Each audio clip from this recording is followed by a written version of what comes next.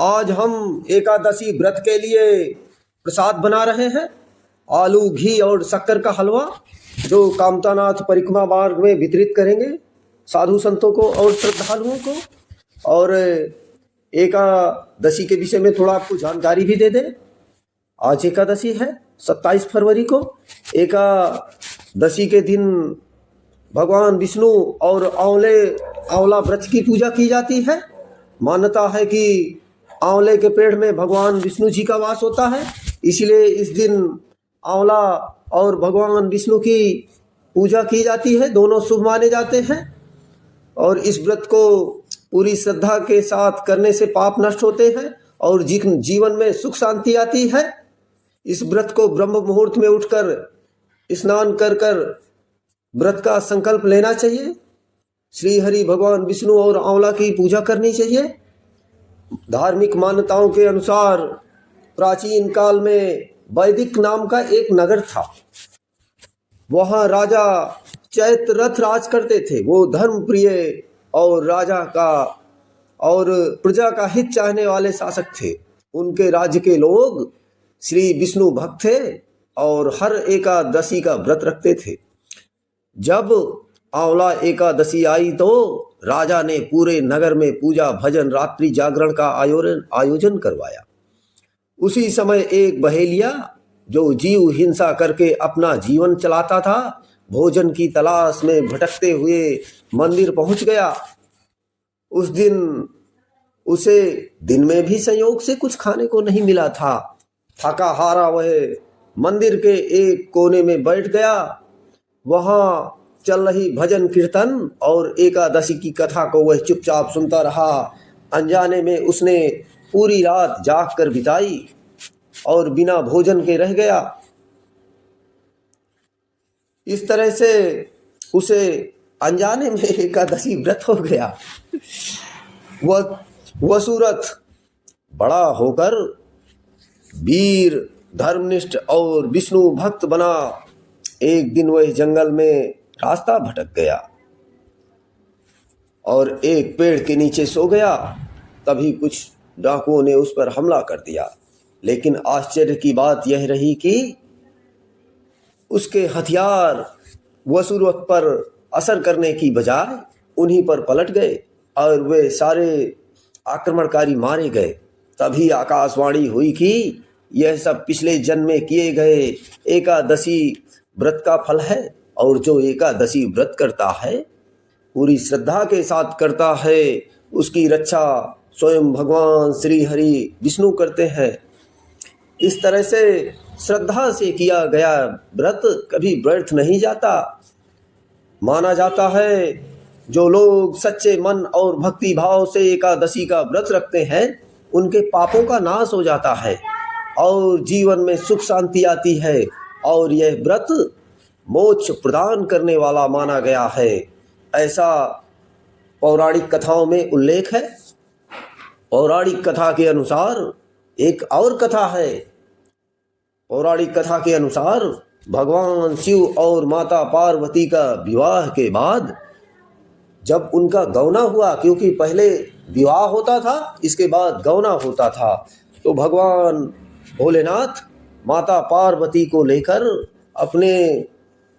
अपनी प्रिय नगरी काशी पहुँचे थे और उनके स्वागत में समस्त शिवगणों, देवताओं और काशीवासियों ने अबीर और गुलाल उड़ेल कर उत्सव मनाया था। तभी से फागुन शुक्ल एकादशी को रंग भरी एकादशी के रूप में मनाया जाता है। आज के दिन महादेव का अबीर और गुलाल से भी आप गुलाल से पूजा कर सकते हैं। और जिनको पैसों की तंगी है उसको दूर करने के लिए भगवान विष्णु और माता लक्ष्मी को आंवला अर्पित करें। शाम के समय आंवले के वृक्ष के नीचे घी का दीपक जलाएं और इससे रुका हुआ, कहते हैं, धन वापस आ जाता है। ऐसी धार्मिक मान्यता है। और जिनका वैवाहिक जीवन वैवाहिक जीवन को सुखी करने के लिए आज शिव मंदिर जाकर भगवान भोलेनाथ को बेलपात्र चढ़ाएं, गुलाल चढ़ाएं और माता पार्वती को श्रृंगार की वस्तुएं भेंट करें। ऐसा करने से रिश्तों में कड़वाहट दूर होती है और प्रेम बढ़ता है। ऐसी धार्मिक मान्यताएं हैं। और जो रोग से पीड़ित हैं, बीमार रहते हैं, उनको रोग से मुक्ति पाने के लिए आज नहाने के पानी में जो आप नहाते हैं उस पानी में आंवला चूर्ण मिलाकर स्नान करें। मान्यता है कि इससे शरीर में आने वाले नकारात्मक विचार, नकारात्मक ऊर्जा खत्म होती है और स्वास्थ्य में सुधार आता है। और आज एकादशी है, इसीलिए तुलसी के पौधे में जल न चढ़ाएं, ना ही उसके पत्ते तोड़ें। माना जाता है कि एकादशी के दिन तुलसी माता भगवान विष्णु के लिए निर्जला व्रत रखती है। आज केवल तुलसी के पास दीपक जलाकर घी का परिक्रमा करें, उनकी 7 परिक्रमा करें, 11 करें, 21 करें, 108 करें, तो सबको तुलसी माता के पास दीपक जलाकर परिक्रमा करनी चाहिए। और एकादशी का जो व्रत होता है वह भगवान श्री हरि विष्णु को समर्पित होता है। इस दिन ब्रह्म मुहूर्त में उठकर स्नान करें। स्नान के बाद आप पीले लाल रंग के स्वच्छ वस्त्र धारण करें। पूजा स्थान को अच्छी तरह से साफ सफाई करें और सभी देवताओं को स्नान कराएं। और धार्मिक मान्यता यह भी है कि एकादशी का जो व्रत करते हैं उनको मोक्ष मिलता है, ऐसा धार्मिक ग्रंथों में उल्लेख है। और यह प्रभु श्री राम जी की तपोभूमि है, चित्रकूट कामदगिरी परिक्रमा मार्ग। और आज आप सबके सहयोग से हमारा प्रसाद वितरण हो रहा है। त्रेता युग में भगवान श्री राम अपने वनवास का 11.5 वर्ष चित्रकूट में बिताया था, इसी पर्वत में। और यह यात्रा उनके चरित्र में राम बनने का एक अभिन्न हिस्सा है। उनके वनवास काल के दौरान वे चित्रकूट में ऋषियों मुनियों के साथ लगातार दरबार लगाते थे। और कामदगिरी परिक्रमा जो आप देख रहे हैं 5 किलोमीटर की लंबी पक्की परिक्रमा है, लंबी परिक्रमा है। और परिक्रमा अत्यंत पवित्र मानी जाती है। जहां भगवान राम ने वनवास के 11.5 वर्ष बिताए, वहां की परिक्रमा नंगे पैर इस पर्वत की परिक्रमा करने से हर मनोकामना पूर्ण होती है। कामतानाथ मंदिर की परिक्रमा करने में 1 से 1.5 घंटा लगता है। और ऐसा माना जाता है ये मनोकामना पूरी करने वाला पर्वत है। और जो इसकी परिक्रमा करते हैं उसकी सभी मनोकामनाएं पूरी होती हैं। और आप जहां से परिक्रमा प्रारंभ करें वहीं समापन करना चाहिए। और यहाँ एक भरत मिलाप मंदिर भी है, जहाँ प्रभु श्री राम जी का भरत जी का मिलन हुआ था। वहाँ उन्होंने आज भी पत्थरों में चरण चिन्ह छोड़े हुए हैं, आप भी दर्शन कर सकते हैं यहाँ आकर। और विशेषकर सोमवती अमावस्या और सावन के महीने में यहाँ अपार भीड़ होती है। परिक्रमा मार्ग में बंदरों की जनसंख्या बहुत है, इसलिए थोड़ा सा संभल कर परिक्रमा करना चाहिए। आप रात में भी कर सकते हैं, यहाँ रोशनी की भी व्यवस्था है।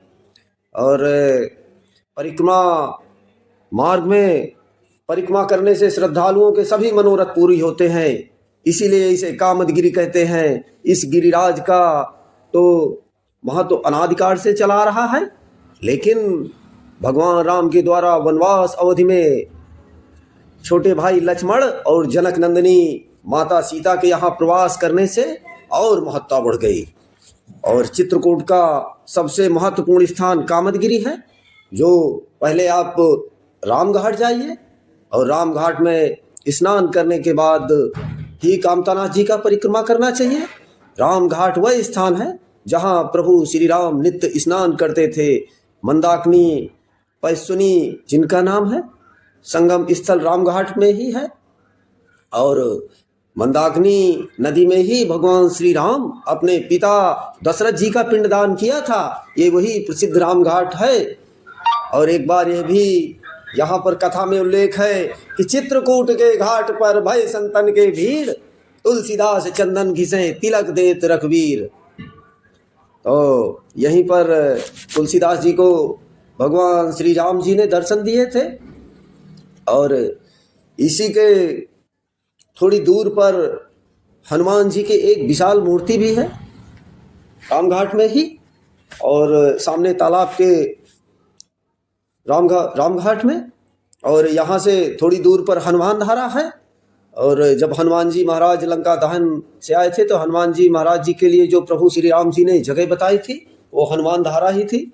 यहीं पर वो रुके थे। और यहीं ऊपर हनुमान धारा के ऊपर सीता रसोई है। और चित्रकूट के परिक्रमा मार्ग में बहुत मंदिर हैं, जैसे राम मोहल्ला, और भी प्राचीन मुखारबिंद, साक्षी गोपाल, भरत मिलाप, चरण पादुका, चरण चिन्ह एवं पीली कोठी, जहाँ पर हमारा आपका अन्न क्षेत्र चल रहा है।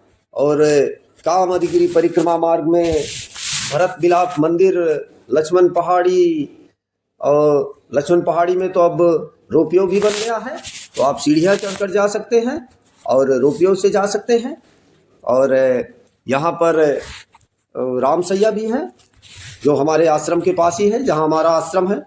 और थोड़ी दूर में फिर भरतकूप है, और गुप्त गोदावरी, सती अनुसुईया, और सरभंग ऋषि आश्रम।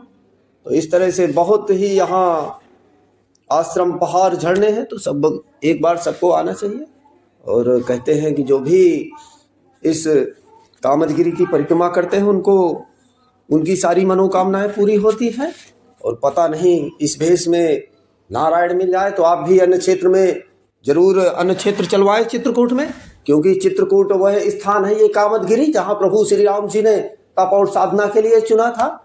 और ये सतयुग से लेकर ऋषियों की तपोस्थली है।